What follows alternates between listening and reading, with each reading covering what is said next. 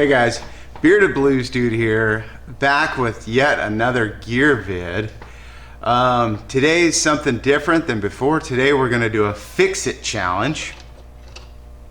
And so I meant to do this video about a week or so ago, but you might have seen the video where I tested this little doohickey, the jack tightener. I ended up using it on my Ibanez acoustic, and because I couldn't use it on my Epiphone Dot Royale. And the reason I couldn't use it is because the jack was trashed. So I said, well, I'll follow up in another video with that. I don't know, I might have cut that part out. Anyway, so here I am with a semi-hollow Epiphone Dot Royale. It's on the shop bench. My shop is a terrible mess. Please don't judge me too harshly. But if you've ever wondered how to get a jack out of a semi-hollow body, well, stick around because I'm going to figure it out right now. Guitar Hack, check out his channel. It's great. All right, there we go. So now you're looking at the bench. And there's my Epiphone Dot Royale, and you'll see no jack. So what I ended up doing before I got on camera is I got this little feller, and I took a look inside. It took a little bit of finagling and pushing and looking around in there, and I had to get a flashlight, shine in the hole, and then try to look.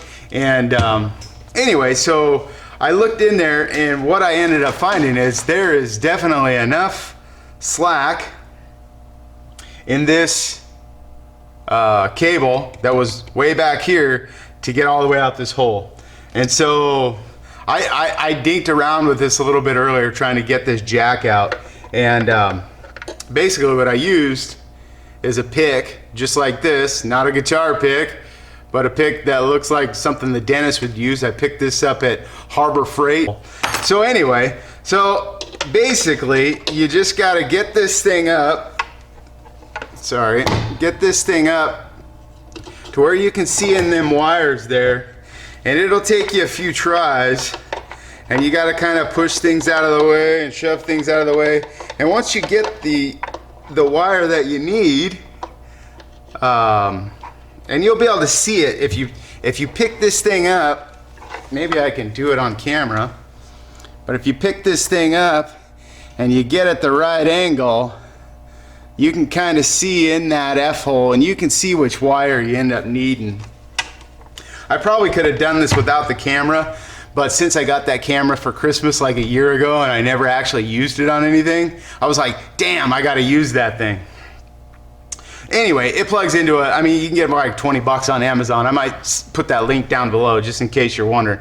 But so anyway, you get the right cable, and for me, that's this gray one, and I had already kind of fished it out a little bit earlier, so that was quite a bit easier, but I didn't want y'all to sit there and watch for, 20 minutes while I tried to get this jack out. What I had ended up doing was just bringing the guitar up this way and shaking it, and the jack ended up falling pretty close, and then I was able to see it, and I just fished in here and grabbed that cable.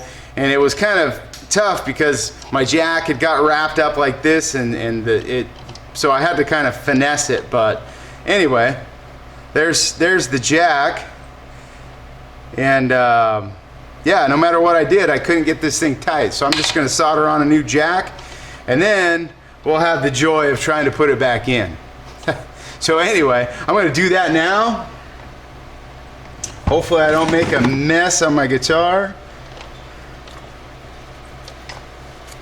So I'm just going to take and put one of these little microfiber cloths down. I got this at, I live right up the street from Harbor Freight. So, and I apologize for the noise. I got the heater on in here. Normally I don't have the heat on this warm in the shop, but since I was bringing out this semi-hollow, I didn't want it so cold out here, and I didn't want the temperature change going back and forth. So I'll try to edit out some of that noise in post. But yeah, like I said, I just live, you know, about 3 blocks away from a Harbor Freight. So it's kind of lucky in a way, but in the same time, it's kind of dangerous, because anytime you need something, you just kind of go get it.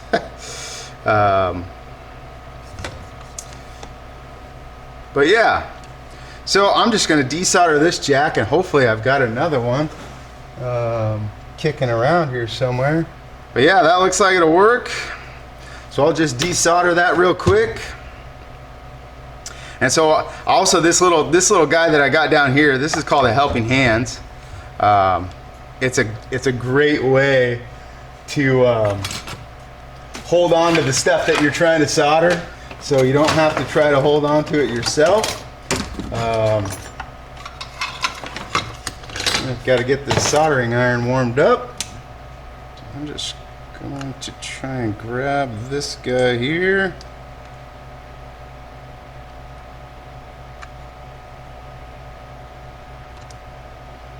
Off you go. Bada bing, bada boom.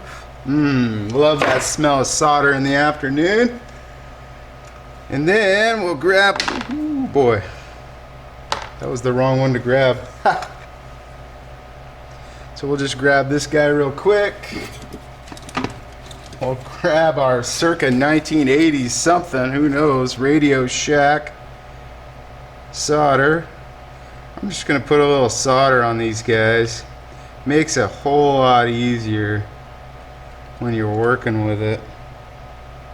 If it's already done, ready to go, this one here will be ring or ground, basically. So what's going around this ring, right, where you're, so we'll just warm that up. Oh, maybe. Come on, baby. I should have grabbed those pliers. It's best if you hold these wires with a set of pliers. Hey, that rhymes. That way when it gets hot, you're not like, ah, damn, my fingers. Which is what I usually do, because I don't solder very often. I'm a little shaky without something to kind of hang on to here. We'll just warm that right up.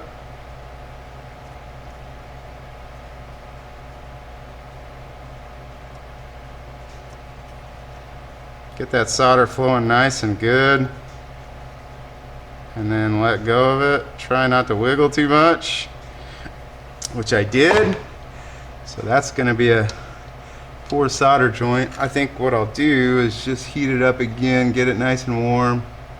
And maybe just add a wee bit more of beautiful new solder. Okay, that should be pretty good. Anyway, so we'll warm this piece of solder up real quick.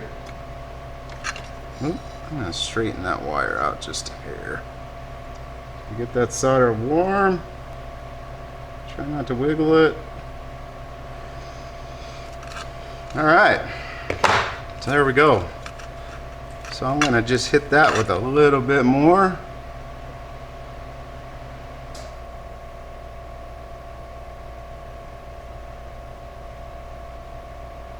Whew, shaky, too much caffeine today.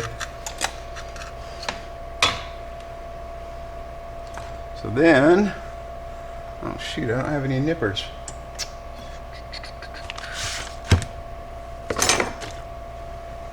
Huh, I don't have any nippers. I'll be right back. And just like that, nippers. I'm just gonna nip that ground wire off real quick, like it's sticking out like that. And one more time. I'm gonna grab this out of the helping hands so I can really get a good look at it. Heat that nice and hot.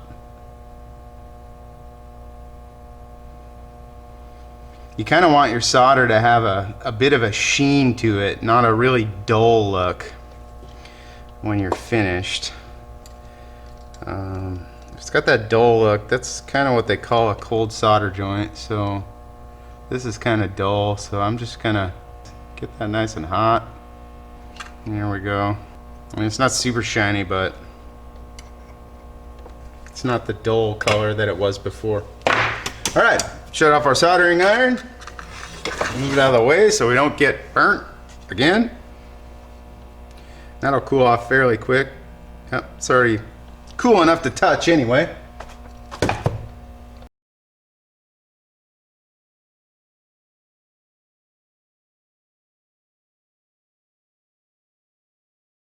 I actually think this cheap wire works a little bit better than those hooks, because it's longer and more bendable.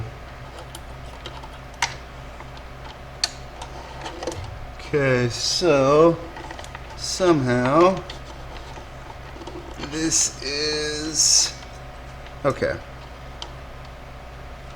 So I think what I want to do is just put this wire up through there.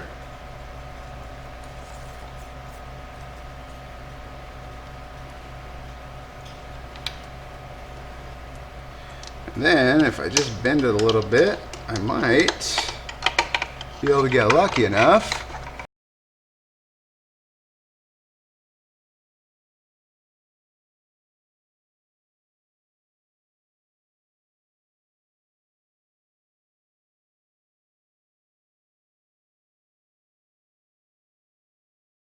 Hey, look at that. Like a champ, came right through. So let's put that down, hopefully. Now we could just kind of pull that sucker through. Hey, look at that. Almost like we knew what we're doing. But just sloppy enough to know better. Alright, so let me move these tools out the way, get my neck rest set back up. My neck's been hanging off the edge of the bench here. There we go.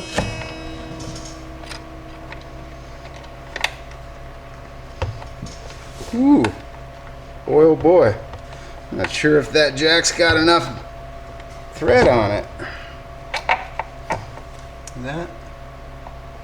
Yeah, I'm guessing that body's a little thicker than I thought it was. Well, only one way to find out. Let's try putting this on without the nut first, which is really not ideal, because it will scratch the paint for the finish. Okay, I was able to get it on there easy enough. Let's try it with the washer. See if we can get lucky here. All we need is a couple threads and I think it'll be fine. Oh, look at that. Beautiful. And I'll just pull it right out. Well, that worked pretty slick, actually. All right. So, last but not least, another quick demonstration of this little all parts bullet jack tiner tool. So what you've got is a tapered shaft that goes through, that gets into your input jack here and provides enough friction that the jack doesn't turn underneath. And then of course it's got the wrench right there on the end and you just twist it. So you get the wrench on there, get it set, and then you just push that sucker down, give it some pressure, and turn. And you can feel that it's not turning, and you can just cinch that sucker up. And there we go. Nice tight jack. I wish I had an amp out here to test, but I don't. Anyway, there you have it. Hey guys, Bearded Blues Dude here with an update. So, turns out when you're working on a guitar that you gotta fish the wire through the hole. You gotta watch out because Murphy is watching over your shoulder. So don't put it back together until you tested it. In my case, it wouldn't have mattered because one of the ground wire actually broke off. The wire snapped, and so it was probably when I was pulling it in or pulling the wire out. At some point, that wire broke. So I would have had to pull it out anyway, but it was kind of a bummer when I put this thing on my amp and all it did was wah, instead of make any sound. But I've taken it out, I've put the jack back in.